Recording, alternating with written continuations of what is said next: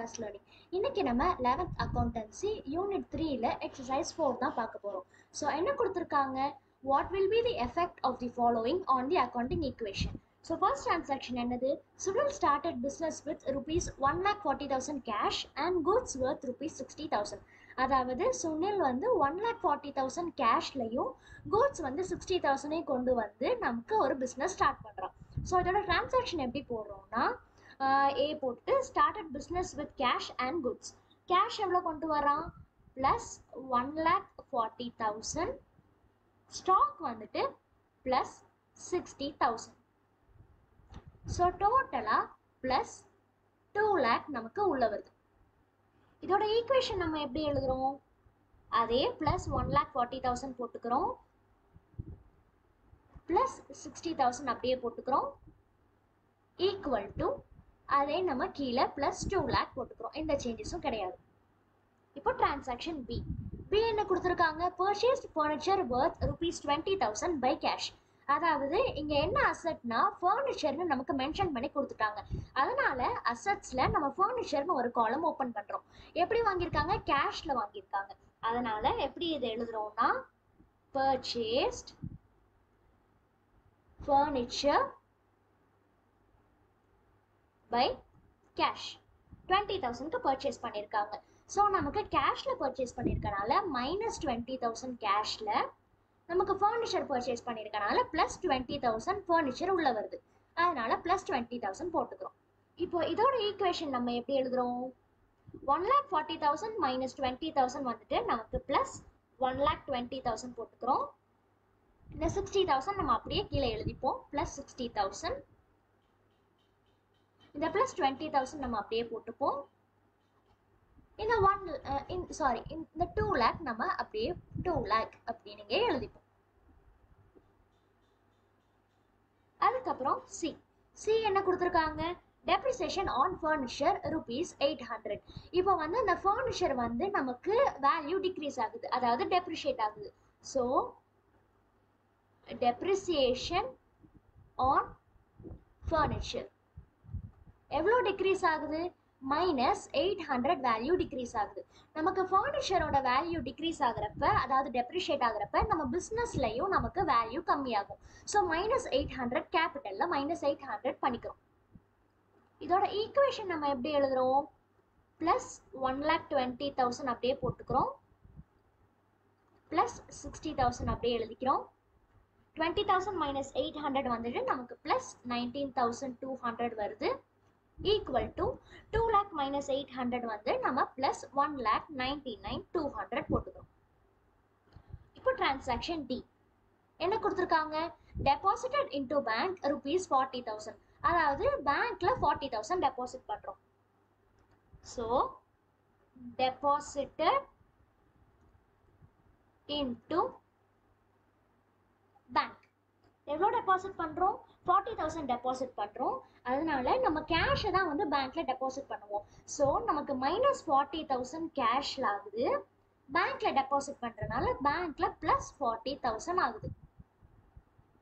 இப்போ இதோட ஈக்குவேஷன் நம்ம எப்படி எழுதுறோம்? 1,20,000 - 40,000 நமக்கு ப்ளஸ் 80,000 வருது. ப்ளஸ் 60,000 நம்ம அப்படியே போட்டுக்கிறோம்.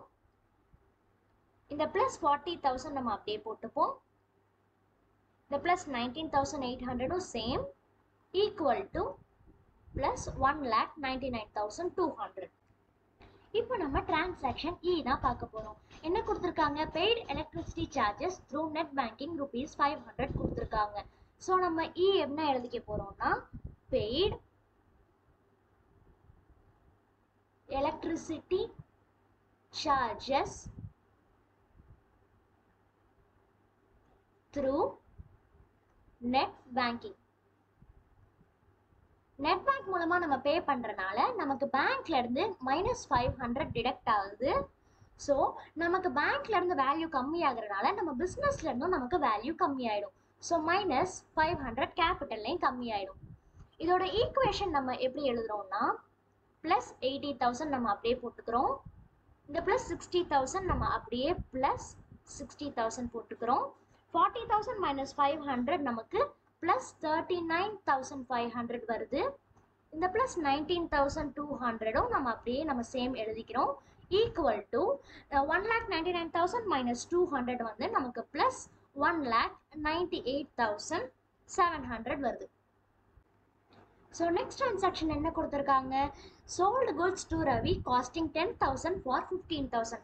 அதாவது நம்ம 10,000 குட்ஸை 15,000க்கு ரவிக்கு செல் பண்ணுறோம்.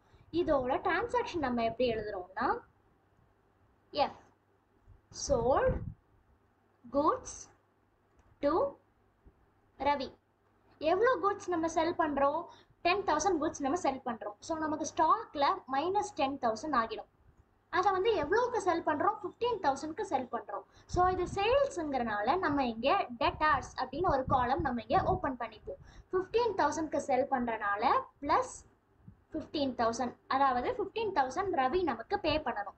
இது 10,000 குட்ஸை 15,000க்கு நம்ம செல் பண்ணுறனால கேபிட்டலில் ப்ளஸ் 5,000 வருது. இது வந்து நமக்கு ப்ராஃபிட். இப்போ இதோட ஈக்குவேஷன் நம்ம எப்படி எழுதுறோம்? இந்த ப்ளஸ் 80,000 நம்ம சேம் அப்படியே எழுதிப்போம். 60,000 மைனஸ் 10,000 வந்து நமக்கு ப்ளஸ் 50,000 வருது. இந்த ப்ளஸ் 39,500 நம்ம சேம் எழுதிக்கிறோம். ப்ளஸ் 15,000 நம்ம எழுதிப்போம்.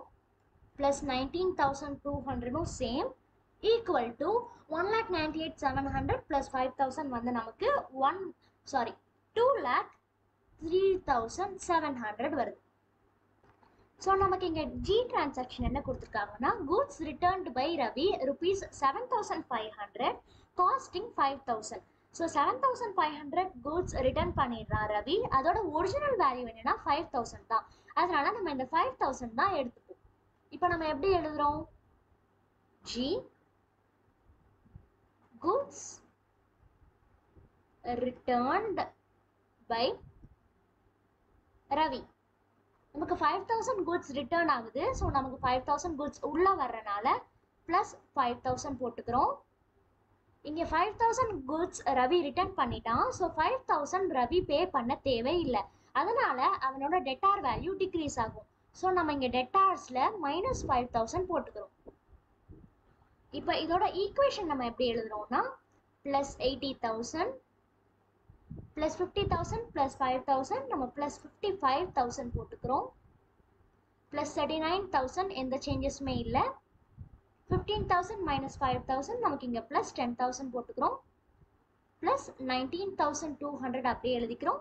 Equal to plus 2,03,700. நமக்கு இங்கே அசட் சைடும் நமக்கு இங்கே லைபிலிட்டி சைடும் டேலி ஆகிடுச்சு. ஸோ அவ்வளோதான்.